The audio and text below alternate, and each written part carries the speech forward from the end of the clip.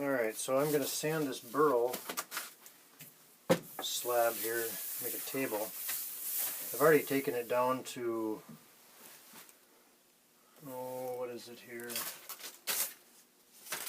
1500 grit, but I still see some scratches in here, so I got to go back to a coarser grit on the sandpaper.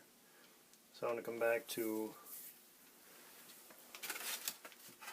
I suppose, 150. I got to find the spots here that I need to correct. It seems here that, you know, once you get past a certain grit, it starts to polish it. But then you still have the deeper scratches that have to come out, and it's kind of painful to go back and have to rough it up again after it's so smooth. But if you don't do that, all you do is you end up just polishing right over the scratches, and then they just really pop out, which is what you don't want. So you got to go back through it again if you want it to not have any of those marks when you get through. And you can use different pressure on your sandpaper. You don't have to push as hard with every pass, depending on the depth of the scratch that's in there. And on this particular pattern of grain here, it's not, because it is a burl, it's not like you have a grain like on a regular piece of wood like this here, where you'd have grain run in one direction. So then if you sand on this in the opposite direction that the grain runs, you'd have scratches very apparent, instead of running it along the grain.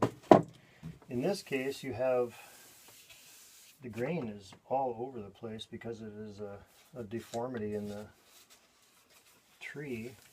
This one here is a white oak burl, and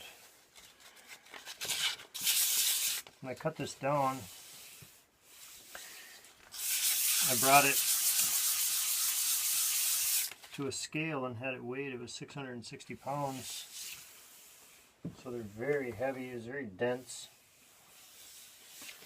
I had it sawed into slabs so I can make tables. This is beautiful.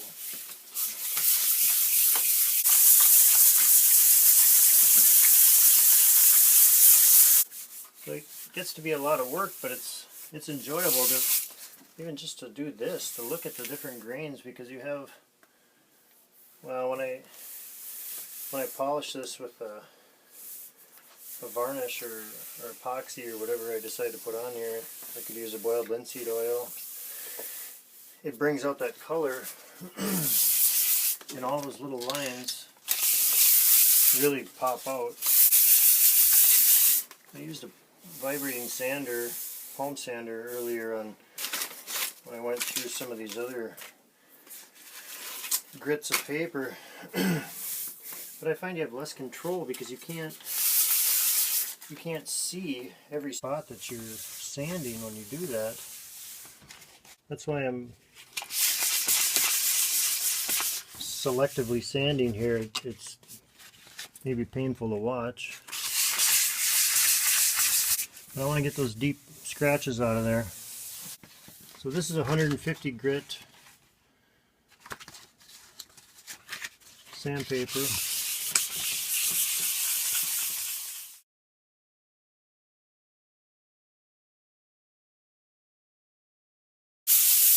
One thing about this is you also get a decent amount of exercise in your arms, which isn't a bad thing either. This was so smooth, and now it's rough again, but I do see improvement in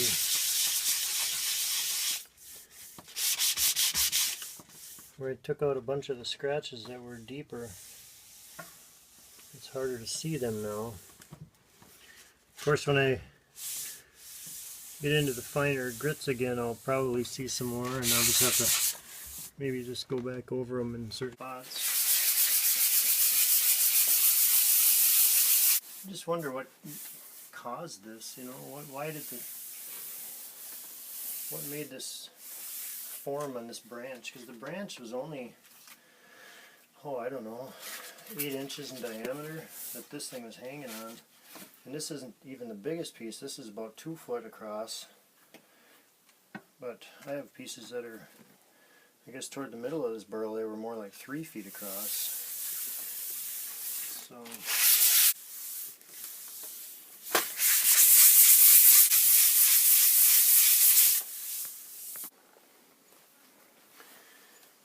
I'm going to give you a little idea of what this looks like when you clear the dust off of it. This is just a damp cloth here. See how that color comes out?